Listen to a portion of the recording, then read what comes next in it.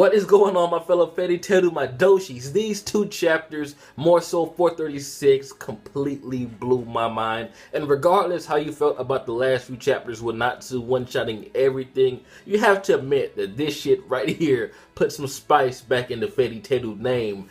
Natsu Dragneel and Zeref Dragneel. Bros, man. Motherfucking brothers. I never would have thought. And that really explains why the first time we see Zeref confront Natsu in the anime, he starts crying, I believe. He has like a few tears or whatnot. And this is why he's so obsessed with Natsu. The fact that Natsu died 400 years ago and he brought him back kind of makes Natsu a zombie, which sounds fucking hilarious.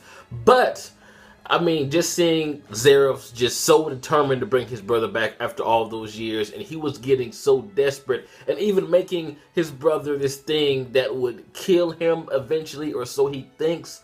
You know, I really was not expecting this story to take this turn. Like, I kind of wanted to believe that like he was created by Zeref or they were related somehow, but I didn't think they would be brothers. I never thought Zeref's last name would be Dragneel. I was like, what the fuck? This shit completely blew my mind. Like I said, I'm sorry if I'm fangirling, but this is what I wanted from Fairy Tail, man. Like the surprises, and a lot of people are going to say, oh, I saw it coming, blah blah blah. I don't care. This shit got me hyped for the Fairy Tail name again. And then Acnologia, he looks like a complete and utter badass. I mean, he kind of reminds me of Gajeel in the face and the hair and whatnot. But are we about to get a Zeref versus oh my god, Zeref versus Acnologia, the immortal versus the legendary Dragon King himself? This shit is about to go down, man. No more one-shotting. Well, not right now anyway. This battle is going to be epic. Acnologia versus Zeref. I cannot wait. And we also get a bit more backstory about how Zeref got that death power that he has. I originally thought it was like he dipped his toes into some forbidden magic, and that was like the aftermath or like the consequences of using it, but he was just cursed for, you know, doing research he wasn't supposed to be doing by some god, so it seems.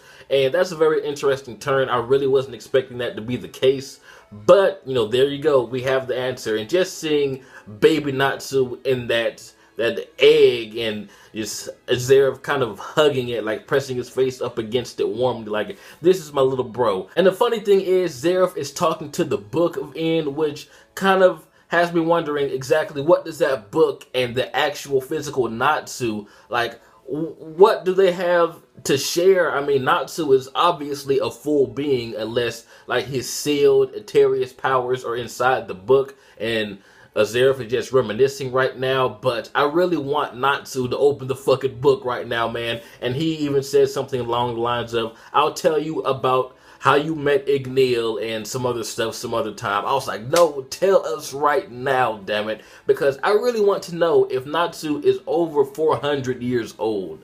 Why does he look like he's a teenager now, and why doesn't he know he's 400 years old? I mean, we got confirmation in this chapter that Zeref worked on the Eclipse project, so there could be some time traveling mixed in there somewhere, but I am so confused about the timeline and exactly how Natsu is 400 years old without even knowing it. And if the dragons lived all those years ago, exactly how was Natsu with E.N.D back then and also alive in the present now? And that also kind of explains why he could not get out of that barrier that Freed made like way back when Loxus was a douchebag. And I think it said like no one over 80 years old could leave this space, but Gajeel also couldn't leave either. So I'm kind of leaning more towards that's because they had their dragons inside their bodies. That's why they couldn't leave.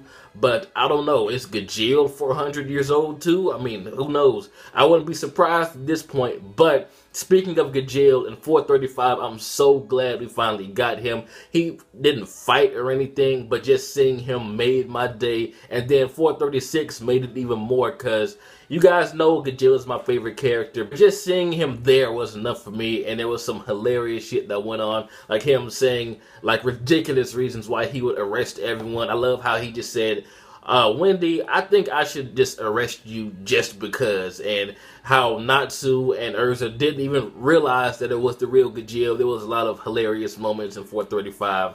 And that ending scene with like all the fairy tale members, well, not all of them, but you guys know what I mean. All the ones in the immediate area doing the fist pump and like, yeah, you know, friendship, Nakama shit, you know. And then we moved over to 436, and I was like, oh my god, these chapters right here are fucking amazing. Like, this is exactly what Fairy Tail needs to be. If it can stick to this type of consistency of like shock value and just amazing deliciousness, which, you know, it's kind of hard for any manga to do that, but Fairy Tail has had its share of moments like this. And, you know, I just hope that the next time we see Natsu, he's not one-shotting everything, because this scenario has so much potential. Just the fact that Zeref is Natsu's brother, or Natsu's Zeref's brother, however you want to look at it. I really want Natsu to find out, and I really want to know exactly how he died. I don't think they went into that in this chapter, but correct me if I'm wrong. I did read it while I was half asleep the first time, so I could have missed something. But this is such a huge thing, man, and I really want to know about the timeline thing, because Natsu's 400 years old and he looks like he's about 16. But tell me what you guys thought about this chapter, or these chapters. What do you think is going to happen in the Acnologia versus Zeref and Zeref Dragneel? They are fucking brothers, man. And also, it's nice to note that Acnologia can turn back to his human form, so this kind of gives me hope that Natsu can go like full dragon some point in this series and still turn back, because Acnologia can do it, obviously. But with the antibodies that E.N.D put in his body, who knows? But maybe once that Book of E.N.D opens up, those antibodies may go to shit. I mean, there's no telling, man. Anything could happen. But tell me what you guys think. This has been jbDAuchiha. Like, comment, subscribe, and I'm out.